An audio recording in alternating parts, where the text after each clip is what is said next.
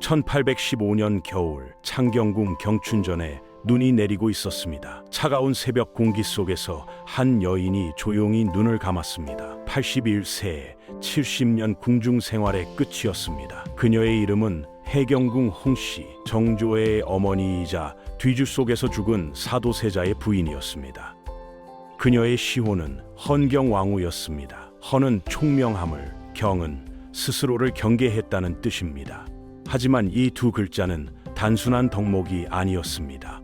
남편이 뒤주에 갇혀 죽고 아들을 왕으로 치우고 친정 가문의 명예를 되찾기까지 70년, 그 모든 세월을 견뎌낸 한 여인의 생존 기록이었던 겁니다. 10세에 궁궐에 들어가 세자빈이 되었고 29세에 남편을 잃었으며 아들을 왕으로 키워냈고 80이 넘어 친정의 명예를 되찾았습니다.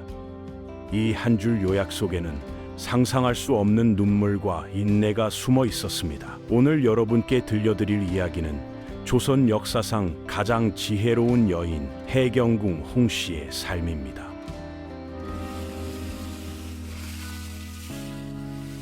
1735년 6월 18일 한성부 반송방의 작은 집에서 풍산 홍씨 가문의 둘째 딸이 태어났습니다. 할아버지 홍연보가 꾼 태몽은 용이 구름을 타고 하늘로 오르는 모습이었다고 합니다. 그는 아이가 태어나자마자 이 아이는 반드시 큰 인물이 될 것이라며 특별히 아꼈습니다. 하지만 명문가의 후예였음에도 가세는 넉넉지 않았습니다. 아버지 홍봉안은 학문이 뛰어났으나 과거에 번번이 낙방했고 집안은 점차 기울어 언니를 시집 보낼 때조차 혼수품이 부족했습니다. 이는 훗날 해경궁이 직접 쓴 회고록에 기록되어 있습니다. 1743년 집안의 운명을 바꿀 기회가 찾아왔습니다. 영조가 왕세자, 즉 사도세자의 세자빈을 간택한다는 소식이었습니다. 아버지 홍봉하는 어린 딸을 바라보며 마음속으로 결심했습니다. 이 아이가 우리 집안을 다시 일으켜 세울 것이다. 9세의 어린 소녀는 순하고 조용했지만 눈빛은 맑고 생각은 깊었다고 전해집니다. 궁중에서 여인을 간택할 때는 용모뿐 아니라 집안의 품격, 말씨, 태도, 그리고 무엇보다 지혜를 보았습니다. 그녀는 그 모든 기준을 뛰어넘었습니다. 1744년 그녀는 마침내 왕세자빈으로 간택되어 10살의 나이에 궁궐로 들어갔습니다. 그날 아버지는 눈물을 감추며 말했습니다. 네가 겪을 세상은 이 아비가 알지 못하는 전쟁터다. 그러니 항상 경계하고 항상 배워라. 이 말은 훗날 그녀의 시호 헌경의 씨앗이 되었습니다. 궁궐 문이 닫히는 순간 소녀 홍씨는 더 이상 아이가 아니었습니다. 권력의 중심에서 하루하루를 살아가는 궁중 여인이 되어야 했던 겁니다. 하지만 그 어린 나이에도 그녀는 놀라운 적응력을 보였습니다. 언행은 단정했고 표정은 언제나 온화했으며 무엇보다 상대의 마음을 읽는 감각이 남달랐습니다. 그녀는 궁중의 질서를 몸으로 익히며 왕의 말보다 더 무서운 것은 시선이라는 것을 일찍 깨달았습니다. 그녀의 첫 시험은 곧 찾아왔습니다. 새벽마다 궁녀들의 발소리가 울리는 침전 안에서 그녀는 왕세자 사도와 마주했습니다. 그의 눈빛 속엔 천재의 광채와 함께 불안한 그림자가 깃들어 있었습니다. 1750년 그녀는 첫 아들을 낳았습니다. 하지만 그 기쁨은 오래가지 않았습니다. 아이는 태어난 지 얼마 지나지 않아 세상을 떠났고 그녀의 젊은 가슴 속에는 조용한 슬픔이 깃들었습니다. 그녀는 그날 밤 아이의 손을 놓지 못한 채 중얼거렸습니다. 살아남은 자의 몫은 견디는 일이다. 1752년 둘째 아들을 낳았습니다. 그 아이가 훗날 조선을 바꾸게 될 성군 정조였습니다. 정조의 탄생은 궁궐 안팎을 환하게 밝혔지만 그 빛의 그림자에는 이미 한 남자의 불안이 번지고 있었습니다. 바로 남편 사도세자였습니다. 사도는 총명했지만 예민하고 불안정했습니다. 영조의 혹독한 훈계와 완벽주의 속에서 점점 굳어가던 그는 어느 순간부터 아버지를 두려워하고 신하를 피하며 궁녀들에게 폭력을 휘두르기 시작했습니다. 그때마다 세자빈 홍씨는 침묵했습니다. 감히 말할 수 없는 고통이었지만 반드시 감춰야 할 진실이었던 겁니다. 그녀는 남편의 눈빛을 마주할 때마다 그 안에서 두 사람의 운명을 동시에 보았습니다. 하나는 이미 깨어져가는 인간의 내면이었고, 또 하나는 그 파멸 속에서도 아들의 미래를 지켜야 하는 어머니의 사명이었습니다. 그녀는 서서히 궁궐의 권력 구조를 읽기 시작했습니다. 영조의 성정, 신하들의 동향, 궁녀들의 말 한마디까지 모두 그녀의 머릿속에 저장되었습니다. 정조가 훗날 어머니께서는 본 것을 평생토록 잊지 않으셨다고 한 이유가 바로 이것이었습니다. 1760년대 사도 세자의 증세는 더 심해졌습니다. 그는 밤마다 광기를 터뜨리며 궁을 뒤흔들었습니다. 하루는 세자빈의 방 앞에서 칼을 휘두르며 모두 나를 속이고 있다고 외쳤습니다. 그녀는 그 자리에서 무릎을 꿇고 말했습니다. 폐하, 세상은 전하를 두려워하지 않습니다. 단지 그 마음의 어둠을 두려워할 뿐입니다. 그 한마디로 그날의 참사는 막을 수 있었습니다. 하지만 그 어둠은 잠시였을 뿐이었습니다. 그녀의 일상은 늘 죽음의 그림자와 함께였습니다. 남편의 광기, 시아버지의 냉철함, 신하들의 감시, 그리고 어린 아들 정조의 순진한 눈동자 사이에서 그녀는 늘 세상의 칼끝 위를 걷는 듯한 나날을 보냈습니다. 여기까지 정리하면 10살의 세자빈이 된 홍씨는 남편 사도세자의 광기 속에서도 아들 정조를 지키기 위해 침묵으로 버텼습니다. 하지만 1762년 조선 왕조 500년사 최대의 비극이 그녀 앞에 닥쳐옵니다. 1762년 윤 5월 조선 궁궐 한복판은 피로 얼룩졌습니다. 역사는 이날을 이모화변이라 부릅니다. 사도세자가 뒤주에 갇혀 생을 마감한 조선 왕조 500년사에서 가장 비극적인 날이었습니다. 그날 해경궁 홍씨는 29세였습니다. 젊은 나이에 이미 수많은 상처를 안고 있었지만 이날의 고통만큼은 그녀조차 견디기 어려웠습니다. 자신의 남편이 그리고 정조의 아버지가 시아버지의 명으로 죽어가는 광경을 눈앞에서 지켜봐야 했기 때문입니다. 뒤주의 뚜껑이 닫히던 그 순간 궁궐의 공기는 숨조차 쉴 수 없을 만큼 무거웠습니다. 한 사람의 죽음이 아니라 한 왕조의 피가 스스로를 삼키는 듯한 시간이었습니다. 그녀는 그저 무릎을 꿇고 입술을 깨물며 중얼거렸습니다. 이것이 조선의 법이라면 나는 그 법에서 살아남겠다. 그녀의 다짐은 생존의 언약이자 아들 정조를 지키기 위한 맹세였습니다. 하지만 비극은 그것으로 끝나지 않았습니다. 그녀는 사도세자의 죽음보다 더 참혹한 진실을 알아야 했습니다. 그 끔찍한 결정을 내릴 때 시아버지 영조 곁에 서서 그것을 종용한 이가 다름 아닌 자신의 친정아버지 홍봉환이었던 겁니다. 아버지가 남편의 죽음에 동참했다는 사실, 그녀는 그것을 결코 말로 표현하지 못했습니다. 그녀는 훗날 이렇게 적었습니다. 눈물이 피가 되어 흘렀다.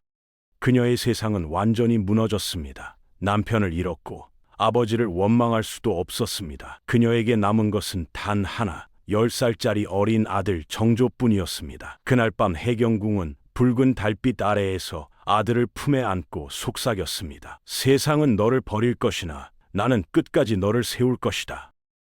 사도세자가 죽은 지 며칠 후 그녀는 처음으로 영조 앞에 불려갔습니다. 그 자리는 단두대보다도 냉혹한 궁정이었습니다. 모든 신하들이 숨죽인 채 바라보는 가운데 해경궁은 고개를 숙였습니다. 영조는 차가운 목소리로 물었습니다. 네 남편의 죄를 알고 있느냐?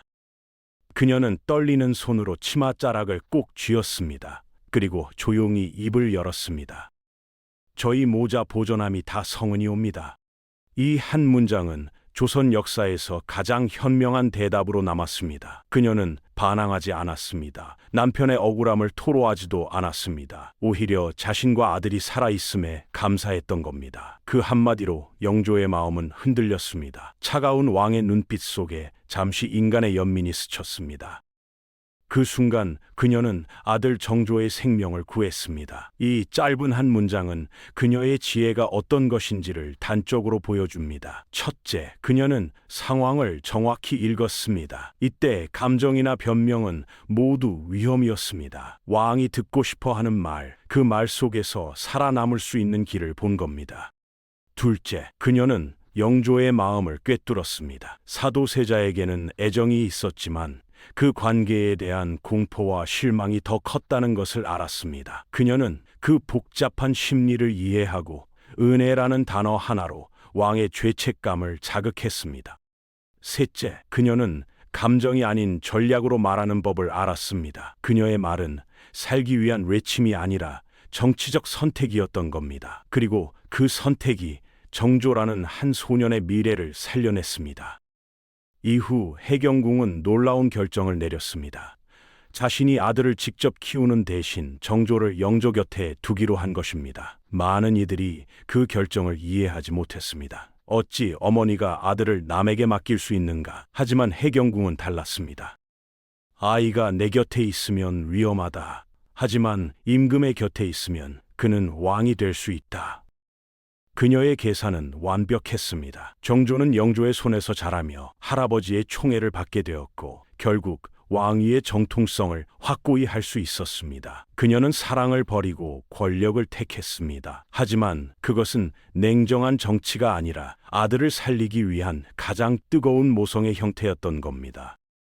1776년 마침내 아들 정조가 즉위했습니다. 영조가 세상을 떠나고 사도세자의 아들이 왕위에 오르는 그날, 해경궁 홍씨는 조용히 눈을 감았습니다. 사람들은 그녀가 얼마나 울었는지 몰랐지만 그녀의 눈물은 단지 감격의 눈물이 아니었습니다. 그것은 살아남은 자의 눈물이었습니다. 그날 그녀의 마음속에는 오직 한 문장이 맴돌았습니다. 이 아이는 이제 내 손이 닿지 않는 곳으로 갔다. 정조는 왕이 되었고 그녀는 다시 한번 운명의 경계선에 섰습니다. 아들은 왕이지만 그녀는 왕의 어머니였습니다. 하지만 조선의 왕실에서 왕의 어머니는 때로는 왕보다 더 위험한 자리에 있었습니다. 왕권이 강화되면 외척이 약해지고 외척이 세지면 왕은 흔들렸던 겁니다. 정조가 즉위하자마자 내린 첫 명령 중 하나는 사도세자의 명예회복이었습니다. 그날 정조는 궁중회의에서 이렇게 말했습니다. 아비는 억울하게 죽었다. 그러나 그 억울함을 풀기 위해 또 다른 피를 부르지 않겠다. 그 말에 해경궁은 깊이 고개를 숙였습니다. 그녀는 아들이 자신과 닮았음을 깨달았습니다. 감정보다 이성을 택하는 법, 그것은 그녀가 가르친 삶의 방식이었던 겁니다. 정조는 중요한 정책을 내릴 때마다 항상 어머니의 뜻을 물었습니다. 그녀는 감정적인 조언을 하지 않았습니다. 항상 짧고 냉정하게 말했습니다. 백성을 두려워하지 말고 대신을 두려워하라. 사람은 믿되 마음은 맡기지 마라. 그녀의 말은 정조의 정치 철학이 되었습니다. 하지만 권력의 세계에는 언제나 대가가 있었습니다. 정조가 왕권을 강화하기 위해 외척 세력을 정리하기 시작한 겁니다. 그 첫 번째 칼날은 아이러니하게도 그녀의 친정 풍산 홍씨 가문으로 향했습니다. 1778년 그녀의 삼촌 홍인안이 영모 혐의로 사사되었습니다. 그녀는 아무 말도 하지 않았습니다. 궁녀들이 울며 달려와 말했습니다. 마마, 전하께 청을 올리셔야 합니다. 하지만 해경궁은 고개를 저었습니다. 왕의 뜻은 나라의 뜻이다. 내 가족이 그 뜻을 어겼다면 나도 침묵해야 한다.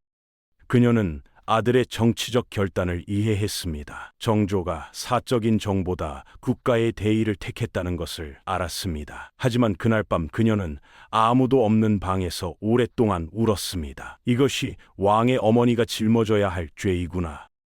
여기까지 정리하면 해경궁은 29세의 남편을 잃고 아들을 왕으로 키워냈지만 그 과정에서 친정 가문마저 희생해야 했습니다. 하지만 그녀의 진짜 싸움은 이제부터 시작됩니다. 1800년 조선의 하늘은 다시 한번 무겁게 가라앉았습니다. 정조가 세상을 떠난 날 해경궁 홍씨는 깊은 침묵 속에 앉아 있었습니다. 그녀의 눈앞에는 세상에서 가장 아픈 장면이 있었습니다. 남편을 잃고 아들마저 먼저 보낸 어머니였던 겁니다. 그녀는 그날 밤 단 한마디만 남겼습니다. 하늘이 나를 벌하시는구나. 이토록 오래 살게 하시다니. 정조의 장례가 끝난 뒤 궁궐은 더 이상 그녀가 알던 세상이 아니었습니다. 그녀는 스스로에게 물었습니다. 이제 나는 누구의 어머니이며 누구의 아내인가? 하지만 그 답은 없었습니다. 그녀는 이제 이름 없는 존재, 왕의 어머니로 불리지만 실상은 외로운 그림자였습니다. 하지만 그 외로움 속에서도 그녀는 결코 무너지지 않았습니다. 그녀는 여전히 배우고 기록하고 기다렸습니다.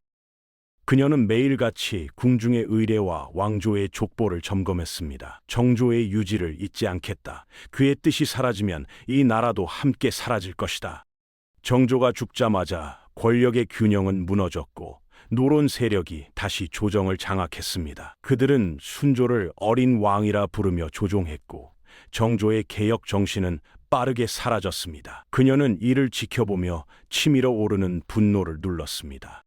그녀의 친정 풍산홍 씨 가문은 여전히 몰락의 길에 있었습니다. 그녀의 삼촌 홍인하는 이미 사사되었고 이제 남은 것은 명예조차 없는 잿더미였습니다. 하지만 해경궁은 알고 있었습니다. 이 모든 것을 되돌릴 수 있는 길은 단 하나, 기록뿐이라는 것을요. 그래서 그녀는 붓을 들었습니다. 매일 밤 촛불을 켜고 떨리는 손으로 한 글자 한 글자 써내려갔습니다.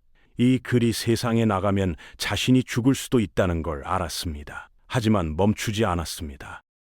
처음에는 단순한 회고록이었습니다. 사도세자의 비극, 정조의 즉위, 그리고 자신이 살아남은 이유를 담은 이야기였습니다. 하지만 시간이 지나며 그것은 역사와 논쟁의 무기로 변했습니다. 그녀는 이 글을 통해 자신이 본 진실을 세상에 남겼던 겁니다. 사람들은 진실을 잊지만 기록은 잊지 않는다.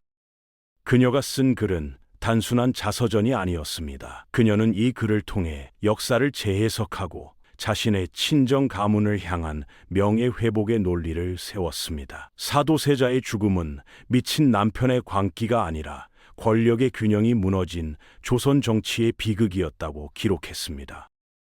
그녀는 피해자가 아니라 역사를 증언한 자로 자신을 세웠습니다. 그녀의 글은 담담했지만 칼보다 날카로웠습니다. 감정은 없었으나 문장은 살아있었던 겁니다. 그녀가 남긴 글은 세 가지 목적을 품고 있었습니다. 첫째, 사도세자의 억울함을 밝히는 일. 둘째, 정조의 개혁 정신을 후세에 전하는 일. 셋째, 풍산홍 씨 가문의 무고함을 복권시키는 일이었습니다. 그녀는 한 줄 한 줄에 자신을 걸었습니다. 내가 죽더라도 이 글은 남으리라. 이 글이 남는다면 우리 가문은 다시 숨을 쉬게 될 것이다. 그녀는 매일 새벽 등불 하나를 밝히고 앉았습니다. 손은 떨렸지만 마음은 단단했습니다. 그녀의 눈에는 과거의 모든 장면이 되살아났습니다. 사도세자의 눈빛, 정조의 미소, 그리고 영조의 차가운 명령. 그 모든 것이 잉크로 스며들었던 겁니다. 1814년, 순조 14년, 조선 조정은 마침내 풍산홍 씨 가문의 신원과 복권을 공식 발표했습니다. 그 순간 해경궁 홍 씨는 한참을 눈을 감고 있었습니다. 그녀는 소리내어 울지 않았습니다. 다만 손끝으로 그녀가 쓴 글의 마지막 장을 쓸어내렸습니다. 52년을 기다린 끝에 한 문장이 완성되었던 겁니다. 그녀의 눈에 눈물이 맺혔습니다. 그것은 한 인간의 승리이자 한 시대의 끝을 알리는 눈물이었습니다. 그녀의 입가에는 조용한 미소가 번졌습니다. 이제 나는 내 이름이 아니라 나의 글로 남겠구나. 1815년 겨울, 창경궁의 하늘에는 눈이 조용히 내리고 있었습니다. 세월의 무게에 눌린 듯 경춘전의 처마에는 고요가 내려앉았습니다. 그곳에서 한 여인이 천천히 숨을 고르고 있었습니다. 그녀의 나이 81세, 이름은 해경궁 홍씨, 조선의 한 시대를 살아낸 마지막 여인이었습니다. 그녀의 손가락은 여전히 가늘게 떨리고 있었지만 그 떨림 속에는 공포가 아니라 평화가 있었습니다. 그녀는 마지막으로 붓을 들어 한 줄의 문장을 남겼습니다. 삶이란 결국 견디는 것에서 시작해 용서로 끝난다. 그녀는 그 글을 남긴 뒤 잠시 창밖을 바라봤습니다. 눈 덮인 궁궐 마당에는 아무도 없었습니다. 세상은 조용했고 오직 바람만이 그녀의 긴 생을 어루만지고 있었습니다. 그녀의 시호는 이미 정해져 있었습니다. 헌경왕후, 총명하고 예지로워 늘 자신을 경계한 사람이었던 겁니다. 그 뜻은 바로 그녀의 인생을 요약하고 있었습니다. 지혜로 살고 절제로 버티고 침묵으로 세상을 꿰뚫은 여인이었습니다. 그녀의 눈앞에는 70년의 시간이 스쳐갔습니다. 10살의 소녀가 처음 국문을 넘어설 때 느꼈던 두려움, 남편 사도세자가 뒤주에 갇히던 그날의 절망, 아들이 왕이 되었을 때의 눈물, 그리고 52년을 기다린 끝에 맞이한 친정의 복권, 모든 기억이 파도처럼 밀려왔습니다. 그녀는 미소 지었습니다. 이 모든 것이 결국 나를 사람으로 만든 것이었지. 그녀는 후회하지 않았습니다. 사랑을 버렸던 순간도, 자식을 왕에게 맡겼던 결단도, 심지어 피눈물로 써내려간 밤들도 그녀는 모든 선택을 인정했습니다. 그때마다 나는 옳았다. 그때마다 나는 살아남았다.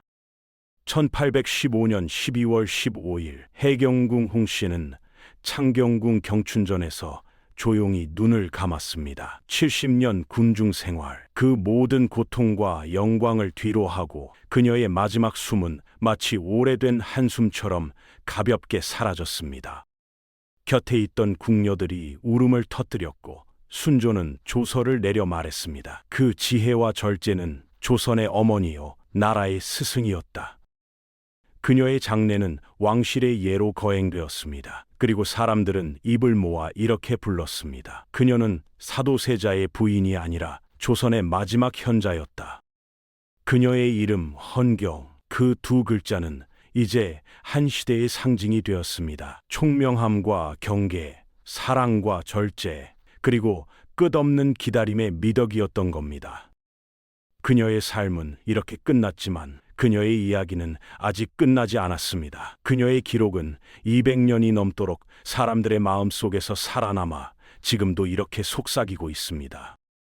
지혜는 배운 지식이 아니라 살아남은 사람만이 가진 감각이다.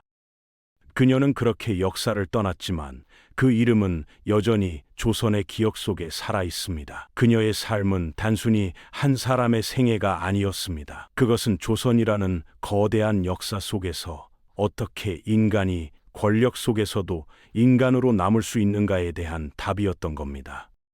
그녀가 남긴 마지막 교훈은 지금도 빛납니다. 사람의 운명은 타고나는 것이 아니라 배우고 견디며 만들어가는 것이다. 그리고 바로 그 믿음이 조선을 견디게 했고 그녀를 영원한 어머니로 남게 했습니다. 여러분, 해경궁 홍씨의 삶을 보며 어떤 생각이 드시나요?